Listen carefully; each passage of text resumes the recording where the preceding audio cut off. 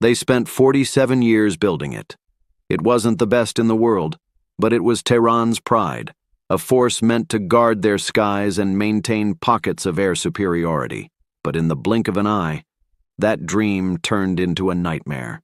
In just 24 hours, the United States didn't just defeat Iran's air force, it erased it. The U.S. shock and awe campaign was so precise and so overwhelming that it made the very idea of an Iranian pilot taking flight a suicide mission. There was no dogfight. There was no back and forth. There was only the sound of high-tech precision meeting aging steel. They've completely dismantled Iran's air force, explains military analyst Max Afterburner. Literally nothing is getting airborne at this point. Footage released by U.S. Central Command tells the brutal story. Across Iran, airbases like Tabriz are now graveyards for expensive machinery. Vaporized on the tarmac, F-4 Phantoms and Su-22 attack aircraft were destroyed before they could even turn a wheel. The fallen legends, Iran's remaining F-14 Tomcats and F-5 Tigers, relics of a different era, went up in flames where they sat. Drone sites neutralized. Every launch site and drone bay was hit with such speed that the overwhelming force of the U.S. left Tehran with zero options. What's left? Only the dregs. Iran is now staring at a sky they no longer control, watching as a fleet decades behind the curve is systematically dismantled. The footage reveals the truth. The Iranian Air Force didn't just fall, it evaporated. The goal of Operation Epic Fury and Operation Roaring Lion was never just to engage the Iranian Air Force. It was to erase it before it could even leave the tarmac. According to General Dan Kane, chairman of the Joint Chiefs of Staff, that mission has been an overwhelming success. By following Israel's tactical lead, the U.S.-led coalition has achieved what military planners call complete air superiority. This wasn't a series of random sorties. It was a calculated, synchronized dismantling of Iran's ability to project power. Tabriz Air Base, Israeli forces confirmed the destruction of an Iranian F-4 and F-5. Both aircraft were neutralized while idling on the runway, preparing for what many consider a suicide mission takeoff. Logistics and infrastructure. Satellite imagery reveals the true scale of the devastation. Storage bunkers at Konarak have been leveled, and the critical radar array at Zahedan has been shattered. The results. In just 24 hours, a fleet once numbering roughly 400 aircraft has been slashed to 200. The narrative here is one of obsolescence meeting cutting-edge lethality. While the F-4s and F-5s being targeted represent the best of Iran's aging fleet, they are relics of a bygone era. Iranian pilots are fully aware that taking an aging airframe up against an F-15 Strike Eagle, F-16, F-18, or the stealth-dominant F-35 is a death sentence. Afterburner. By systematically ruining both the airframes and the integrated air defense systems, the U.S. has effectively locked down the skies. Not a single manned Iranian sortie has been recorded in the first 4 days of the conflict. This total domination doesn't just protect coalition forces. It grants them the freedom to operate across the entire country with zero aerial interference. What remains of the Iranian Air Force is now little more than a collection of poorly maintained, decades-old metal. The threat wasn't just neutralized, it was halved before it ever had a chance to say contact. According to Business Insider, the opening hours of the conflict weren't defined by roaring engines, but by silent code. The U.S. and Israel didn't just fly into Iranian airspace, they digitally dismantled it first. They knew that even a superior aircraft is vulnerable if the enemy can see it coming, so they made sure Iran couldn't see a thing. Before a single pilot throttled up, General Dan Kane confirms the U.S. launched a massive non-kinetic campaign. This was a layering of cyber attacks and space-based operations designed to daze and confuse. The target, Iran's command and control, C-2 facilities, ballistic missile sites, and intelligence infrastructure.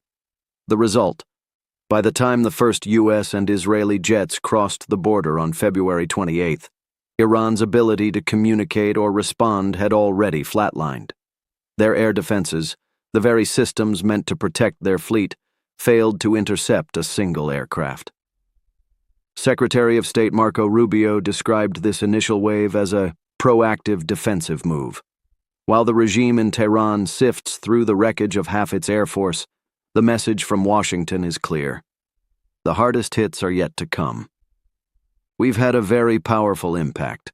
Virtually everything they had has been knocked out now, their Navy, Air Force, and most of their leadership structure. President Donald Trump. There's no sugarcoating the failure of Iran's air defense network. What was marketed as a formidable shield turned out to be a screen door in a hurricane. Systemic failure. The network was blinded by electronic warfare before it could even lock onto a target. Infrastructure collapse. With the radar and communication nodes in ruins, the remaining missile batteries became islands with no way to coordinate. Dozens, possibly hundreds, of Iranian airframes are now nothing more than craters. Iran is effectively defenseless in its own skies, wondering how a plan years in the making evaporated in less than a week. As of March 3rd, the narrative has shifted from contested airspace to total impunity. President Trump and General Dan Kane have both confirmed that the threat to American pilots has been downgraded so significantly that the U.S. is changing its choice of hardware. Nothing signals confidence like the arrival of the B-1B Lancer. The shift. Early in the conflict, the U.S. relied on the B-2 Spirit, a stealth bomber designed to ghost through radar. The reality. Now, the non-stealthy B-1 Lancers are flying sorties deep into Iranian territory. The verdict. If the U.S. is comfortable sending loud bombers into your airspace, it means your long-range surface-to-air missiles, SAMs, are officially out of the game. How did a multi-layered defense network go dark so fast? It was a two-pronged kinetic and non-kinetic chokehold. Spectrum dominance. The U.S. and Israel flooded the electromagnetic spectrum, effectively blinding Iranian radar. If you can't see the target, you can't lock the missile. Division of labor. The U.S. focused on dismantling the brain, control centers, and the shield, air defenses, while Israel went after the Stinger, ballistic missile launchers, and the leadership. Army technology highlights a glaring weakness in Iran's arsenal. It's largely composed of reverse-engineered garbage. Iran tried to build a high-tech defense on the cheap by making knockoffs of Russian and Chinese systems. The IRGC may have had 100 air defense systems on paper, but they lacked the actual missiles to sustain a fight and the advanced technology to see their attackers. By relying on reverse-engineered relics to face two of the most technologically advanced air forces on Earth, Iran didn't just lose the war, they never stood a chance to begin with. The image of the Iranian Air Force right now is less Top Gun and more museum graveyard. While the U.S. has locked down the skies, the mission has shifted from winning a fight to a high-stakes game of whack-a-mole to ensure it stays that way. Here is the breakdown of why Iran's air power was a paper tiger that folded at the first sign of heat. If the U.S. military is Mike Tyson in his prime, the Iranian Air Force was an old man with no arms entering the ring. According to Aerotime, Iran's fleet was a collection of Cold War relics, 65 F-4s, 41 F-14s, and 35 F-5s, supplemented by aging Soviet Su-24s and MiG-29s. In modern warfare, numbers mean nothing without airborne early warning, AEW systems. Iran has none. Blind, deaf, and flying museum pieces, their air force didn't just lose, it was sucker-punched by a force they couldn't even see. An old plane is a risk. An old plane that hasn't been serviced is a death trap. Decades of international sanctions haven't just stopped Iran from buying new jets. They've stopped them from buying bolts, seals, and sensors. The ejector seat disaster. Back in 2021, 2 pilots died at Desful Air Base because their seats malfunctioned and exploded before they even left the ground. The maintenance paradox. As Brigadier General Q. Mars Haidarian pointed out, You can't reduce accidents to zero if your equipment is incomplete. By 2025, the national interest was already calling the fleet a total mess. Even if an Iranian pilot was brave enough, or foolish enough, to climb into the cockpit today, they couldn't trust the airframe to hold together, let alone survive a dogfight. Afterburner. The reason we haven't seen a single Iranian manned sortie in 4 days isn't just because they're afraid of the F-35, it's because half their planes likely can't even start. The U.S. shock and awe campaign simply finished what 40 years of sanctions started: crippled hardware. What wasn't blown up is likely grounded due to mechanical failure. Zero support. Without a functioning air defense umbrella, any plane that does manage to take off is immediately painted by coalition radar. While the Air Force is effectively dead, the U.S. isn't taking victory laps just yet. Afterburner warns that certain surface-to-air missile, SAM systems are still alive and well, hiding in reinforced bunkers or mobile units. The reality is that Iran's air power was a facade long before the first missile was launched. According to the national interest, only 50% to 60% of their 400 airframes were even airworthy before the conflict began. The rest were essentially organ donors, planes stripped of parts to keep a few lucky relics in the sky. It is the ultimate irony.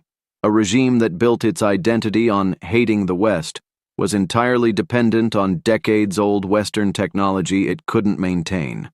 Now, those airframes are smoldering on the tarmac, leaving behind a sunk cost of millions of dollars and a corps of highly trained pilots with nothing left to fly. With the Air Force neutralized, Tehran has pivoted to its only remaining card: unmanned aerial vehicles, UAVs. The surge. Hundreds of drones have reportedly targeted military nodes across Saudi Arabia, Iraq, Kuwait, and the UAE. The economic argument: Russian analysts claim Iran can wage drone war indefinitely because drones are cheap. The reality check: that theory assumes your factories stay standing. The U.S. and Israel aren't just shooting down drones, they are using surgical strikes to erase the facilities that build them. You can't have an indefinite drone war if you don't have a roof over your assembly line. As their fighter jets burned, the Iranian regime attempted to threaten Europe, vowing strikes if any other nations joined the fray. But these threats are ringing increasingly hollow. When you've lost half your fleet and your air defenses are blind, your vows start to sound more like desperate pleas. The diplomatic window seems to be slamming shut. While President Trump mentioned that Iran is now desperate to talk, his response was blunt: too late. However, a pivotal moment looms. On March 8th, Trump is scheduled to meet with what remains of the Iranian leadership, reportedly at their own request. The white flag. The regime is likely looking for an exit strategy. The stance. Whether the U.S. accepts a surrender or demands total capitulation remains to be seen. In just 24 hours, Iran surrendered its skies. They went from a regional power to a nation with a grounded, broken, and burning air force. The asymmetrical edge they thought they had has been blunted, leaving them with nothing but a dwindling supply of drones and a very long weekend of negotiations ahead.